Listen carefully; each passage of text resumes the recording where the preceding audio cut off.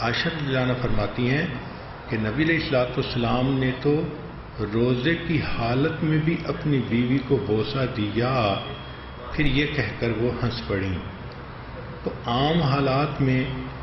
فقہا نے لکھا ہے کہ عام آدمی اس سے پرہیز کرے۔ اس کی وجہ یہ ہے کہ عام آدمی کو اپنے آپ پہ اتنا قابو نہیں ہوتا، تو ایسا نہ ہو کہ شیطان کام کو آگے بڑھا دے، روزے میں خلل واقع ہو جائے۔ نبی علیہ الصلوۃ والسلام جب گھر تشریف لاتے تھے فَإِذَا دَخَلْتُمْ بُيُوتًا فَسَلِّمُوا عَلَىٰ أَنفُسِكُمْ تَحِيَّةً مِّنْ عِندِ اللَّهِ مُبَارَكًا طَيِّبًا، اللہ کا فرمان ہے تم گھر داخل ہو تو سلام کرو، یہ تمہارے لیے برکت والی بات ہوگی۔ چنانچہ نبی علیہ الصلوۃ والسلام نے فرمایا یا بنیّ اذا دخلت علی اہلک فسلم،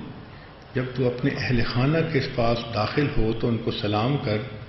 یکون برکۃ علیک وعلی اہل بیتک، یہ سلام کرنا تمہارے لیے اور تمہارے اہل خانہ کے لیے برکت کا سبب ہوگا۔ اب غور کیجئے کہ خامن جب گھر میں آ کے سلام کرتا ہے، اللہ کے حبیب صلی اللہ علیہ وسلم برکتوں کے ہونے کی خوشخبری فرماتے ہیں۔ ایک اور جگہ پہ نبی علیہ الصلوۃ والسلام نے ارشاد فرمایا کہ من دخل بیتہ بسلام فہو ضامن علی اللہ عز وجل، کہ جو گھر میں داخل ہو کر سلام کرتا ہے وہ اللہ کی ضمانت میں آ جاتا ہے۔ عائشہ صدیقہ رضی اللہ عنہا فرماتی ہیں نبی علیہ السلام جب بھی گھر آتے تھے مسکراتے چہرے کے ساتھ داخل ہوتے، اہل خانہ کو سلام فرماتے تھے۔ بلکہ ابو شیخ نے جابر رضی اللہ عنہ سے روایت کی ہے کہ من ادخل بیتہ سرورا، جو بندہ اپنے گھر کے اندر خوشی کو ڈالتا ہے، یعنی اہل خانہ کا دل خوش کرتا ہے، اس خوشی سے ایک فرشتہ پیدا کیا جاتا ہے جو اس بندے کے لیے قیامت تک دعا کرتا رہتا ہے۔ ایک حدیث مبارکہ میں ہے کہ نبی اسلام گھر تشریف لاتے تھے تو سب سے پہلے مسواک فرماتے تھے، یعنی باہر انسان نے فرض کرو کوئی چیز کھا لی، گھر آتا ہے تو سب سے پہلے اپنے منہ کو صاف کیا۔ حکمت کیا تھی کہ گھر آ کر انسان اپنی اہلیہ کو ملتا ہے، ممکن ہے کہ پیار کرے، بوسہ لے، تو ایسا نہ ہو کہ منہ سے بدبو آئے۔ چنانچہ شریح رحمۃ اللہ علیہ فرماتے ہیں کہ میں نے عائشہ رضی اللہ عنہا سے پوچھا بِأَيِّ شَيْءٍ كَانَ يَبْدَأُ رسول اللہ صلی اللہ علیہ وسلم اذا دخل بیتہ، کہ نبی علیہ السلام جب گھر تشریف لاتے تھے تو پہلا کام کیا کرتے تھے؟ قالت بالسواک، کہا کہ نبی علیہ السلام مسواک کرتے تھے، منہ کو صاف فرماتے تھے۔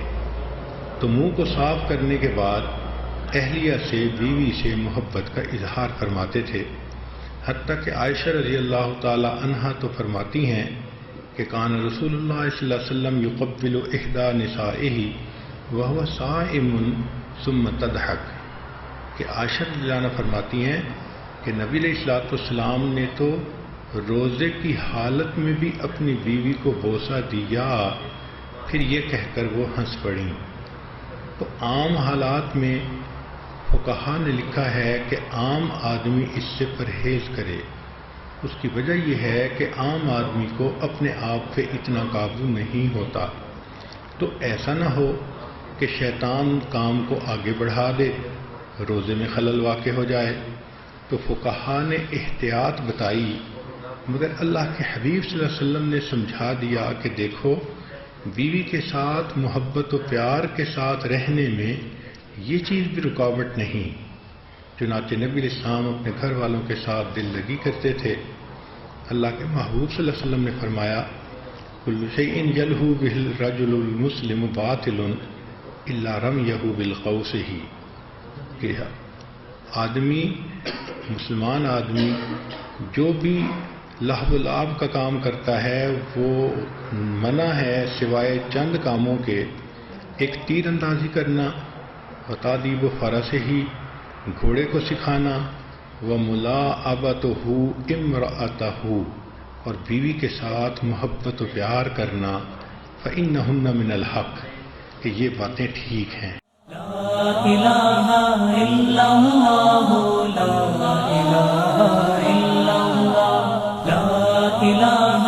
إلا الله لا إله إلا الله لا إله إلا الله لا إله إلا الله لا إله إلا الله